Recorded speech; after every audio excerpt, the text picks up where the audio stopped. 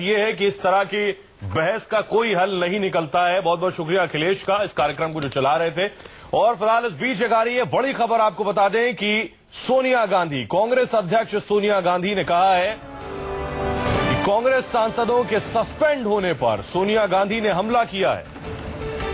सोनिया गांधी का कहना है कि भारतीय लोकतंत्र का ये काला दिन है। आपको बता दें कि 25 सांसदों को सस्पेंड कर दिया गया है और ये 25 सांसद कांग्रेस के हैं। लोकसभा में प्ले कार्ड दिखाने और हंगामा करने पर इन सांसदों के खिलाफ कार्रवाई हुई। आपको याद होगा पिछले कई दिनों से लोकसभा स्पीकर सुमित्रा महाजन सांसदों से ये कहती रही कि आप प्ले कार्ड लेकर ना आए, प्ले कार्ड ना दिखाएं। और आज सदन में सुमित्रा महाजन ने सांसदों से कहा कि प्ले कार्ड लेकर ना आए, 5 मिनट की वार्निंग दी, 5 मिनट की चेतावनी दी और उसके बाद 25 सांसदों को सस्पेंड कर दिया गया। इस पर कांग्रेस की अध्यक्ष सोनिया गांधी ने प्रतिक्रिया दी है। उन्होंने कहा कि लोकतंत्र के लिए काला दिन है इस तरह की कार्रवाई करना। लेकिन स्पीकर का यह कहना है कि नियमों के तहत, नियम 374A के तहत कार्रवाई हुई है इन सांसदों पर। तो संसद में कामकाज न चलने पर कांग्रेस और बीजेपी में आर पार की जंग छिड़ी हुई है। मॉनसून सेशन के दौरान लगातार विरोध कर रही कांग्रेस के 44 में से 25 सांसदों को 5 दिन के लिए सस्पेंड कर दिया गया है। यानी अगले 5 दिन लोकसभा में कांग्रेस की आवाज बुलंद करने के लिए कांग्रेस के पास सिर्फ और सिर्फ 19 सांसद होंगे। लोकसभा स्पीकर सुमित्रा महाजन ने कार्रवाई की है। सस्पेंड किए गए सांसद स्पीकर के सामने हाथ में काली पट्टी बांधकर और तख्तियां लेकर हंगामा कर रहे थे। लोकसभा स्पीकर ने अपने फैसले के बारे में कहा कि उन्होंने सदन चलाने की पूरी कोशिश की, लेकिन सांसदों का तरीका सही नहीं था। मैं कड़ी कार्रवाई नहीं चाहती थी। आज लोकतंत्र के लिए कुछ सीखने का दिन है। वहीं सस्पेंशन की इस कार्रवाई को कांग्रेस अध्यक्ष सोनिया गांधी ने पूरी कोशिश की, लेकिन सांसदों का तरीका सही नहीं था। मैं कड़ी कार्रवाई नहीं चाहती थी। आज लोकतंत्र के लिए कुछ सीखने का दिन है। वहीं सस्पेंशन की इस कार्रवाई को कांग्रेस अध्यक्ष सोनिया गांधी ने लोकतंत्र का काला दिन बताया है। आपको बता दें कि संसद के नियम 374A के तहत यह कार्रवाई की गई है। ये 74A यह अधिकार देता है कि अगर सांसद बात नहीं मानते हैं और इस तरह के स्लोगन के साथ संसद के अंदर दाखिल होते हैं तो लोकसभा स्पीकर के पास यह अधिकार कि वो इस तरह की कार्रवाई कर सकती है।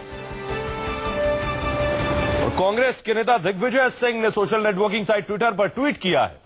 दिग्विजय सिंह ने कहा कि लोकसभा अध्यक्ष ने 25 कांग्रेस सांसदों को 5 दिनों के लिए सस्पेंड कर दिया है। आगे वो लिखते हैं, जिसकी मैं निंदा करता हूं, लेकिन इससे मैं हैरान नहीं हूं, क्योंकि उसके बाद प्रधानमंत्री मोदी पर अटैक करते हैं, क्योंकि मोदी ऐसे ही काम करते हैं। जब वो गुजरात के मुख्यमंत्री थे तब भी गुजरात विधानसभा में इस तरह की कार्रवाई हुई थी। विपक्षी पार्टी के नेताओं के खिलाफ ऐसी कार्रवाई होती थी। तो कांग्रेस नेता ने सीधे सीधे इस कार्रवाई पर प्रधानमंत्री नरेंद्र मोदी को टारगेट किया है। और हमारे वरिष्ठ सहयोगी सुकेश रंजन हमारे साथ जुड़ रहे हैं। सुकेश, इससे पहले भी इस तरह का क्या प्रेसिडेंट है जो कार्रवाई हुई है? नहीं, इस तरह की कार्रवाई पहले भी हुई है, लेकिन इतने बड़े लेवल पे 25 लोगों को एक साथ 5 दिन के लिए सस्पेंड कर दिया गया। और वैसे वो ऐसी परिस्थिति में किया गया हो जब आज ही के दिन ऑल पार्टी मीटिंग बुलाई गई थी, एक कॉन्सेंसस इमर्ज करे इसकी कोशिश की गई थी, लेकिन वो नहीं हुआ। उसके बाद ऐसा लग रहा था कि कांग्रेस को अलग थलग करने में सरकार जो है वो सफल होती दिख रही है, ऐसा लग रहा था। लेकिन इस जब ये कार्रवाई हुई है उसके बाद अगर आप देखें तो कांग्रेस के साथ टीएमसी खड़ी हो गई है। मेरी जानकारी में आम आदमी पार्टी उनके साथ खड़ी हो गई है। समाजवादी पार्टी से संकेत मिल रहे हैं कि वो भी उनके साथ खड़े हो गए हैं। एनसीपी ऑन रिकॉर्ड तो कोई उनका नेता नहीं कह रहा, लेकिन ऑफ रिकॉर्ड बात करें तो वो कह रहे हैं कि आडवाणी ने इंटरव्यू दिया था, इमरजेंसी के दिनों की याद उनको आती है, तो अब फिर से वो इंटरव्यू चलाने का वक्त है, ऐसा ऑफ द रिकॉर्ड उनके नेता कह रहे हैं। तो कुल मिलाकर जो विपक्ष को कांग्रेस से अलग करने की कोशिश थी, इस कार्रवाई ने उनको रीग्रुप कर दिया है। और ऐसा लग रहा है कि जिस बात की उम्मीद लग रही थी कि शायद कांग्रेस अलग थलग होगी, कांग्रेस टोन डाउन होगी, हालांकि आज जब कांग्रेस पार्लियामेंट्री पार्टी की बैठक थी उसमें सोनिया गांधी ने बड़ा साफ कर दिया था कि पहले इस्तीफा होगा और उसके बाद संसद चलेगी। लेकिन उसके बाद ऐसा लग रहा था कि अपना विधायी कार्य निपटाने के लिए सरकार कुछ ऐसे कदम उठाएगी जिससे विपक्ष में फूट पड़े, विपक्ष के कुछ लोग, कुछ पार्टियां उनके साथ आ जाए। लेकिन इस कदम से एक बार फिर से साबित हो गया है कि ये बाकी का जो सदन चलने का समय है, जो बहुत कम समय अब बचा है, वर्किंग डेज बहुत कम है, ऐसे में भी अब दिक्कत आने वाली है। तो मॉनसून सेशन अगर कहा जाए कि वॉशआउट ही होने के कगार पे है इस कार्रवाई के बाद, तो गलत नहीं होगा, क्योंकि प्रतिक्रिया आनी शुरू हो गई है। जैसे दिग्विजय सिंह की प्रतिक्रिया आपने सुनाई, ऐसी बहुत सारी प्रतिक्रिया आ रही है अब अलग अलग पार्टियों से। बड़ी बात सुकेश, दो महत्वपूर्ण बातें बता रहे हैं। पहली ये कि ये ऐसा पहली बार नहीं हुआ, दर्शकों को बता दें कि 25 सांसदों को, कांग्रेस के 25 सांसदों को सस्पेंड किया गया है। ऐसा पहली बार नहीं हुआ, पहली बार। दूसरी महत्वपूर्ण बात जो सुकेश कह रहे हैं वो ये कि अब तक विपक्ष जो कहीं ना कहीं एकजुट नजर नहीं आ रहा था, बहुत सी पार्टियां कांग्रेस के हंगामे से खुद को अलग रख रही थी। इस कार्रवाई के बाद अब विपक्ष एकजुट नजर आ रहा है। और इस बीच एक और बड़ी खबर ये आ रही है, सुमित्रा महाजन, लोकसभा की अध्यक्ष सुमित्रा महाजन ने कहा, मैंने सदन चलाने की पूरी कोशिश की, कांग्रेस सांसदों का तरीका सही नहीं था। ये कहना है सुमित्रा महाजन का। इसके अलावा उन्होंने कहा, आज भारतीय लोकतंत्र के लिए कुछ सीखने का दिन। कांग्रेस दफ्तर के बाहर रमन कुमार हमारे सहयोगी जुड़ रहे हैं। रमन, कांग्रेस की तरफ से दो रिएक्शन तो हमने देख लिए। कांग्रेस अध्यक्ष का यह कहना कि ये लोकतंत्र के लिए काला दिन है और दिग्विजय सिंह ने सीधे सीधे प्रधानमंत्री को टारगेट किया है। बिल्कुल, देखिए अब कांग्रेस पार्टी की रणनीति है कि वो जो तमाम विपक्षी दल हैं उनको किस तरीके से अपने साथ लाएं, क्योंकि जैसा कि आपने देखा कि सुमित्रा महाजन के इस निर्णय के बाद टीएमसी ने फैसला किया कि वो कांग्रेस के साथ रहेगी और सदन का बॉयकॉट वो भी करेगी अगर कांग्रेस करती है। क्योंकि अभी लगातार मल्लिकार्जुन खड़गे और गुलाम नबी आजाद की तरफ का जो बयान आया इस कार्रवाई के बाद उनका साफ ये कहना था कि हम तमाम विपक्षी दलों से संपर्क कर रहे हैं और हम ये कोशिश कर रहे हैं कि अगर हमारी कोई मांग है, उस मांग पे अगर सरकार इत्तेफाक नहीं रखती है तो सदन से सस्पेंड करना, 25 सांसदों को सस्पेंड करना, ये तरीका सही नहीं है। और बाकी राजनीतिक दलों को भी लगता है जो विपक्ष में है कि उनके साथ भी इस तरह की घटना हो सकती है। टीएमसी को भी ऐसा लगता है कि कई राज्य से जुड़े मसले उनको आगे आने वाले समय में उठाने पड़ सकते हैं। ऐसे में वो अलग थलग ना पड़ जाए, ये जरूरी है कि सभी विपक्षी दल इस मुद्दे पर एकजुट हों। और जब लोकसभा अध्यक्ष इस तरह की कार्रवाई कर रही थी, करने से पहले आपने देखा था कि टीएमसी के सदन में जो नेता हैं उन्होंने इसका विरोध किया था और उनसे अध्यक्ष से ये आग्रह किया था कि सस्पेंड करने का फैसला न लें, क्योंकि कांग्रेस के सांसद एजिटेटेड इसलिए ज्यादा हो रहे थे कि लोकसभा अध्यक्ष हंगामे के बाद भी कार्रवाई लगातार चला रही थी, क्वेश्चन आवर लगातार चल रहा था, जिससे कांग्रेस के सांसद उत्तेजित हो रहे थे। उन्हें ये लग रहा था कि लोकसभा की कार्रवाई को स्थगित नहीं किया जा रहा है और लोकसभा अध्यक्ष सदन की कार्रवाई हंगामे के बाद भी चला रही है। इस बात पर आपत्ति थी कांग्रेस के सांसदों को। जी सुकेश, बड़ी बात यह है कि एज ए पॉलिटिकल एनालिस्ट आप मानते हैं कि ये डिसीजन सही है या खुद सेल्फ गोल कर लिया है? जो बात आप पहले कह रहे थे कि जो विपक्ष अलग था वो अब एकजुट हो गया।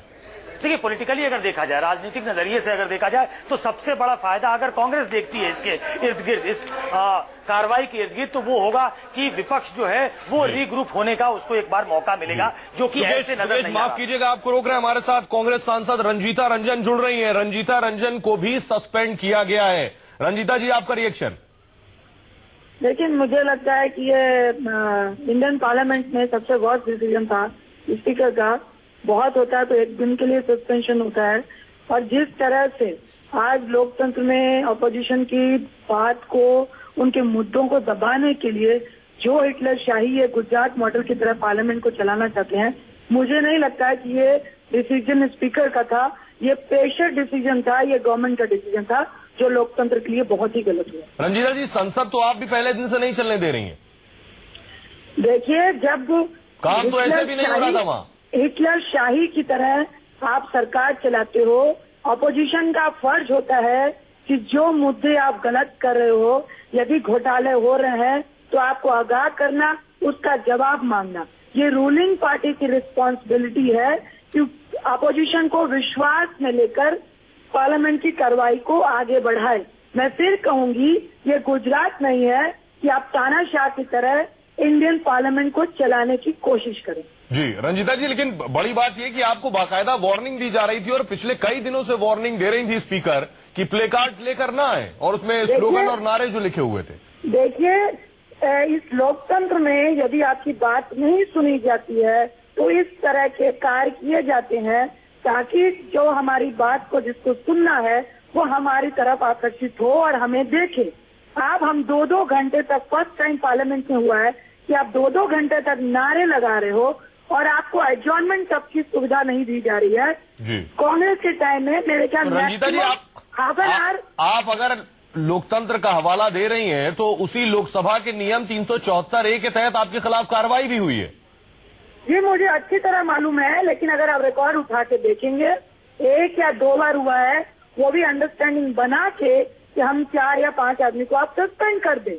आज तक लोकतंत्र में इस तरह वन साइडेड 25 एमपी को सिर्फ इसलिए सस्पेंड कर दिया गया हो कि हम प्ले कार्ड लेकर वहां पे खड़े थे और अपनी बात कहना चाहते थे, और सरकार जो इतने बड़े बड़े घोटाले करके बैठी हुई है उनका रिजिग्नेशन मांग रहे थे, ये आज तक नहीं हुआ।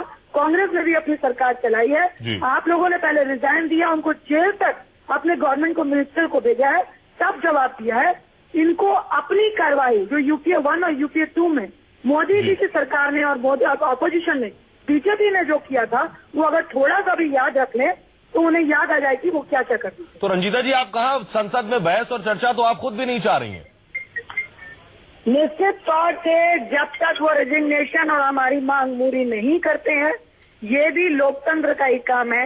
एक तरफ इतना बड़ा व्यापक घोटाला हो चुका है, 40 लोगों की हत्या हो चुकी है, एक तरफ मोदी गेट में इतने सारे घोटाले, आपकी राजस्थान की मुख्यमंत्री सुषमा जी साहब इन्वॉल्व हो रहे हैं और आप उनका जवाब नहीं देते हुए तानाशाह की तरह आप अपनी स्टेटमेंट देना चाहते हैं। रंजीता जी, ये बताइए, अब चला ना चलेगा। आपके समेत 25 सांसद सस्पेंड हो चुके हैं, अब कांग्रेस की आगे की रणनीति क्या है? अब तो लोकसभा में सिर्फ 19 सांसद बचे हैं आपके पास। देखिए, आज हम लोगों ने प्रूफ किया, यही 44 ये कह रहे थे, आज उस 44 में से 25 सांसदों ने अपनी बात को मनवाने के लिए, अगर वो 25 सस्पेंड हो सकते हैं और स्पीकर इरिटेट हो सकती है, तो कल भी हम पार्लियामेंट के अंदर नहीं जा सकते हैं, लेकिन बाहर प्रोटेस्ट कर सकते हैं, और ये प्रोटेस्ट तब तक चलेगा जब तक हमारी मांगों को पूरा नहीं किया जाएगा। जी रंजीता, हमारे सहयोगी सुकेश भी आपसे कुछ पूछना चाहते हैं। जी सुकेश। नहीं रंजीता, ये बताइए कि इसके पहले आप कह रहे हैं ऐसा कोई पहले से परिपाटी नहीं है, लेकिन तेलंगाना के मुद्दे पे कई बार सस्पेंड किया गया, 4 दिन के लिए किया गया, 5 दिन के लिए किया गया, 2015 में तो 2014 मुझे लगता है कि एक पूरे सेशन के लिए, बचे हुए सेशन के लिए किया गया था। वो मुद्दा अलग था क्योंकि एक अलग स्टेट बना रहा था, लेकिन ये पहले हो चुका है। तो क्या स्पीकर को इस बात का अधिकार नहीं है कि वो हाउस चलाए, जबकि हाउस अधिकतर लोग चलते देखना चाहते हैं, आपके सहयोगी भी हाउस चलाना चाहते हैं? देखिए, अभी टीएमसी ने भी इसकी निंदा की है, आप वालों ने भी इसकी निंदा की है, लोकतंत्र में बहुत बार सस्पेंड किया गया है, लेकिन अब रिकॉर्ड उठा के देखिए, आज उसी बात की चर्चा हो रही थी कि बहुत आपसी अंडरस्टैंडिंग बनाकर इन्होंने कितनी बार अपोजिशन को बुलाकर सहमति जतानी चाहिए, कितनी बार ऑपोजिशन को बुलाकर सलाह मशवरा किया है। आज ही तो कि हम बुलाया ये था, करने जा रहे हैं। आज ही ऑल पार्टी मीटिंग बुलाई थी। मीटिंग में क्या हुआ ये आप हमारे लीडर से पूछिएगा। मैक्सिमम बार ये अध्यादेश लाके अपने बिल को पास कराते हैं, ना कि अपोजिशन की सहमति लेकर बिल को पास कराते हैं। तो कोई एक मीटिंग ग्राउंड तो होगा ना रंजीता, ऐसे संसद के अनवरत काल के लिए नहीं चलाई जा सकती क्या ये होगा? ये रिस्पॉन्सिबिलिटी रूलिंग पार्टी की होती है कि वो अपोजिशन को अपने विश्वास में ले, और दूसरी सबसे महत्वपूर्ण बात ये है कि इस लोकतंत्र में अगर गलत हो रहा है और आप इतने बड़े वादे करके आए हो और इतना बड़ा घोटाला व्यापम का मध्य प्रदेश में हो जाता है, आपकी मिनिस्टर उस व्यक्ति को मदद कर रही है जो खुद केस में इन्वॉल्व है, राजस्थान के मुख्यमंत्री इन्वॉल्व है। एक तरफ आप भ्रष्टाचार मुक्त भारत की बात करते हैं और दूसरी तरफ जब आपके मिनिस्टर इन्वॉल्व होते हैं तो आप तानाशाह की तरह जवाब भी नहीं देना चाहते हैं, उनका रिजाइन भी नहीं लेना चाहते हैं। तो ये लोकतंत्र है और इसमें हम लोगों को हक है कि हम उनका रिजाइन मांगे और कांग्रेस मांगे। रंजीता जी, शुक्रिया रंजीता। लेकिन सवाल ये कि जब आप व्यापम की बात करती हैं, आप जब बीजेपी शासित राज्यों के घोटालों और भ्रष्टाचार की बात करते हैं तो वो भी आपके कांग्रेस शासित जो राज्य हैं उनके घोटाले और भ्रष्टाचार और इस्तीफे की बात करते हैं तब। बिल्कुल, आप शायद भूल रहे हैं कि यूपीए 2 में जिनते इन्होंने लगाई थी, कांग्रेस ये एक ऐसी पार्टी है कि जिसने अपने सहयोगियों पर पूरा एक्शन लिया, कुछ लोगों को जेल जाना पड़ा और सारी कार्रवाई हुई। लेकिन यही एक दूसरी पार्टी है जो चुनाव के वक्त कुछ और बोल रहे थे और चुनाव के बाद जीरो टॉलरेंस वाले आज अपने मिनिस्टर को बचाने के लिए इस हद तक गिर जाएंगे, ये दुनिया देख रही है। जिस जनता की बात आज रूलिंग पार्टी कर रही है, निश्चित तौर से जनता देख रही है कि जो जुमले और भाषण देकर इन्होंने चुनाव जीता और जिस तरह की कारगुजारी आज है, ये सबके सामने। बहुत बहुत शुक्रिया रंजीता जी न्यूज़ 24 से बात करने के लिए। सुकेश, मेरा सवाल आपसे यही था कि as a analyst, as a expert, आप क्या मानते हैं ये किस तरह का निर्णय है, पॉलिटिकली भी और स्ट्रैटेजिकली भी? देखिए, इसमें सवाल उठाया जाएगा, स्पीकर का निर्णय है, लेकिन उस पर सवाल तब भी उठेंगे। अब ऐसा लगता है कि जो लॉकजैम क्रिएट हो गया है, अब प्रधानमंत्री को अपनी चुप्पी तोड़नी पड़ेगी। प्रधानमंत्री को चाहे सदन में या सदन के बाहर इंटरवीन करना पड़ेगा। प्रधानमंत्री पिछले कुछ समय से लगातार ये जो विवाद चल रहा है उनसे अपेक्षा की जा रही है कि वो आकर बीच बचाव करेंगे। वो जब बोलेंगे तो ऐसा लगेगा कि सरकार का मुखिया इस मुद्दे पे अपनी बात रखना चाहता है। एक ऐसा मुखिया जिसने भ्रष्टाचार के इर्द गिर्द चुनाव लड़ा, भ्रष्टाचार को खत्म करने के मुद्दे पे चुनाव लड़ा, न खाऊंगा न खाने दूंगा का नारा दिया, उससे लोग सुनना चाहते हैं। और उससे शायद मुझे लगता है कि बीजेपी को भी एक संबल मिलेगा, जो कि कम से कम लोकसभा और राज्यसभा, सदन के बाहर चाहे स्थिति जो हो, लेकिन सदन में और खासतौर पर राज्यसभा में जो स्थिति है कि हैकल होना पड़ रहा है, बार बार सरकार को, हाउस नहीं चल पा रहा है, कई इंपॉर्टेंट बिल्स लटके पड़े हैं। तो ऐसे में अब ऐसी स्थिति लगती है कि सदन के नेता और कैबिनेट के जो नेता हैं उनको बीच बचाव करना पड़ेगा, उनको इंटरवीन करना पड़ेगा। ऐसी स्थिति अब उस तरफ दिखती है। रमन, जो बात सुकेश कह रहे हैं कि प्रधानमंत्री को अब आकर दखल देना पड़ेगा, चाहे संसद के अंदर या संसद के बाहर, उसके बाद ही बात बनेगी, आपको लग रहा है कांग्रेस की स्ट्रैटेजी क्या आगे की?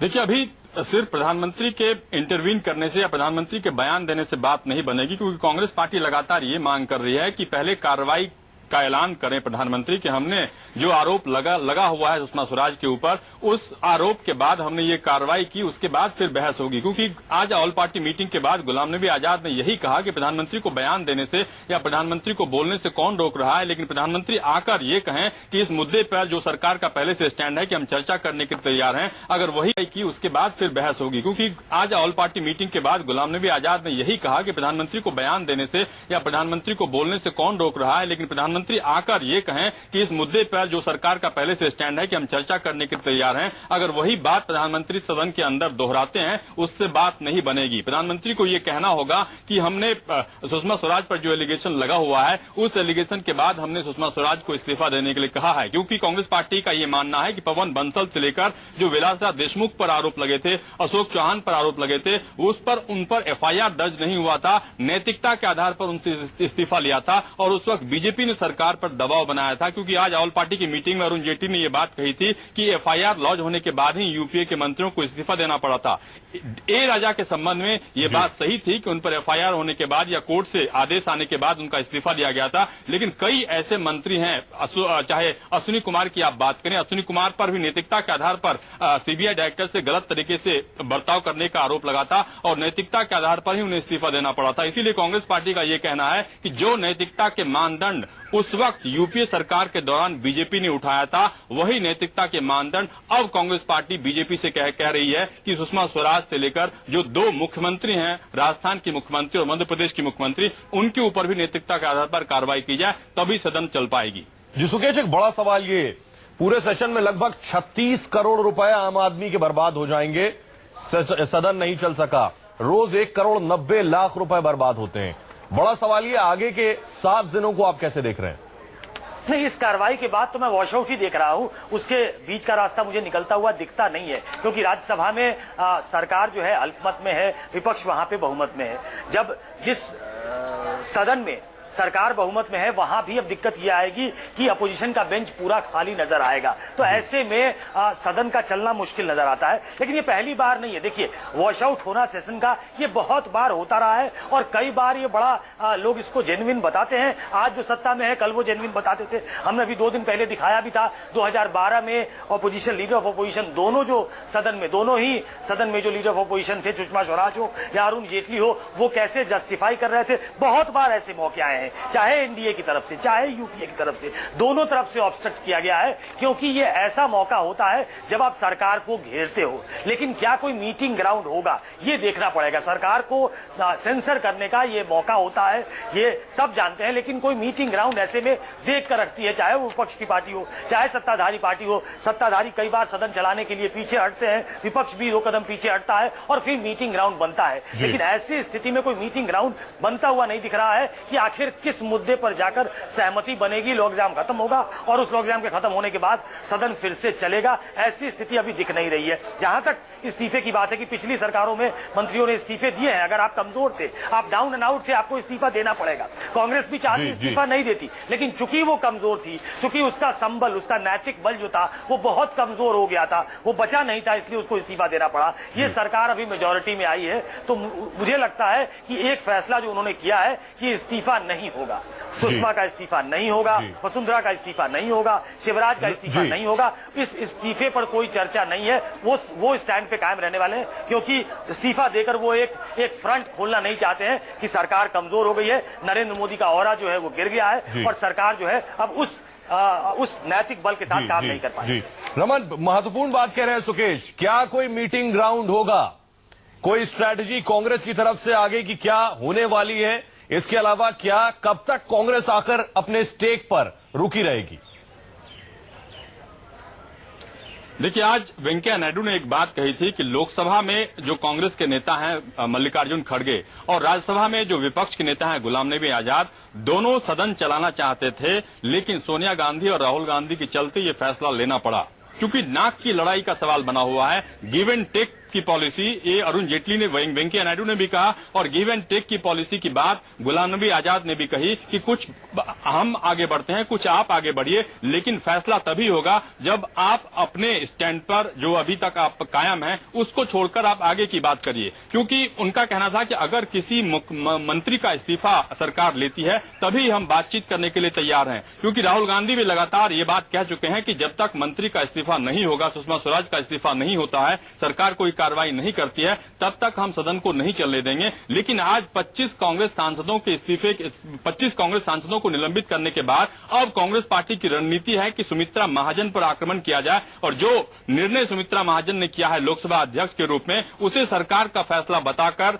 सुमित्रा महाजन के खिलाफ एक फ्रंट खोला जाए। क्योंकि दिग्विजय सिंह की ट्वीट से आपको साफ लग रहा था कि सुमित्रा महाजन पुरानी जनसंघ की नेता है, पुरानी बीजेपी की नेता है, और ये कार्रवाई सुमित्रा ताई से हम अपेक्षा नहीं करते थे। निश्चित तौर पर ये प्रधानमंत्री मोदी का निर्णय है, इसीलिए सुमित्रा महाजन के लोकसभा अध्यक्ष के रूप में काम करने की शैली पर, काम करने के तरीके पर कांग्रेस पार्टी सवाल उठाएगी। लेकिन सबसे बड़ा सवाल है कि कांग्रेस के जो बचे सांसद हैं वो अकेले, उनकी रणनीति क्या होगी। ये कुछ देर के बाद सोनिया गांधी के घर पर एक बैठक होने वाली है, उस बैठक में तमाम विपक्षी दलों को किस तरह से एकजुट करना है, इस पर बातचीत होने के बाद ही कुछ फैसला हो पाएगा। रमन भी अहम बात कह रहे हैं कि दिग्विजय सिंह का ट्वीट ये बता रहा है कि वो पीएम को भी टारगेट कर रहे हैं और लोकसभा की स्पीकर भी निशाने पर हैं। सुकेश, मेरा सवाल एक ये जो बहुत इंपॉर्टेंट सवाल है कि आखिर प्रेसिडेंट सेट कौन करता आया है? प्रेसिडेंट क्या बीजेपी सेट करती आई है कि यूपीए के वक्त में आपने सेशन नहीं चलने दिया, पहले इस्तीफा लिया, फिर बहस की, और आज भी आप ही प्रेसिडेंट सेट कर रहे हैं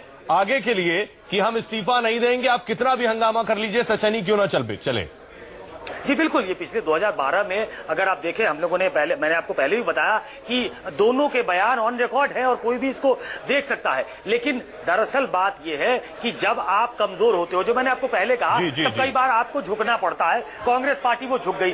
कांग्रेस पार्टी चाहती है कि बीजेपी भी उसी धरने पे काम करे। अब ये एक बार जब परिपाटी सेट हो जाती है तो कई बार आपको लगता है कि हम उसको अचीव करें, और ये पहला मौका है मतलब जब से सरकार बनी है 1 साल से ज्यादा का वक्त हो गया, 1 साल तक कोई ऐसा मुद्दा नहीं था विपक्ष के पास कि वो नरेंद्र मोदी को हमला कर सके। वो पहली बार इस मुद्दे के जरिए नरेंद्र मोदी पे ऐसा हमला कर रही है जो उनकी यूएसपी थी। उनकी यूएसपी थी कि वो एक करप्शन फ्री गवर्नमेंट दे रहे हैं और एक ऐसा व्यक्ति जिसका मनोबल बहुत ऊंचा है, उस मनोबल को तोड़ने के लिए पहली बार कांग्रेस को लगता है कि वो कम संख्या में ही सही, लेकिन उसको धक्का देने के लिए ये पहली बार एक माकूल मौका मिला है और उसको छोड़ना नहीं चाहिए। अब वो इस लेवल पे चले गए हैं और खासतौर पे अगर देखा जाए तो सोनिया गांधी ने जो आज कांग्रेस पार्लियामेंट्री पार्टी में भाषण दिया है वो इस बात की तरफ इशारा करता है कि कांग्रेस पार्टी इस मौके को छोड़ना नहीं चाहती।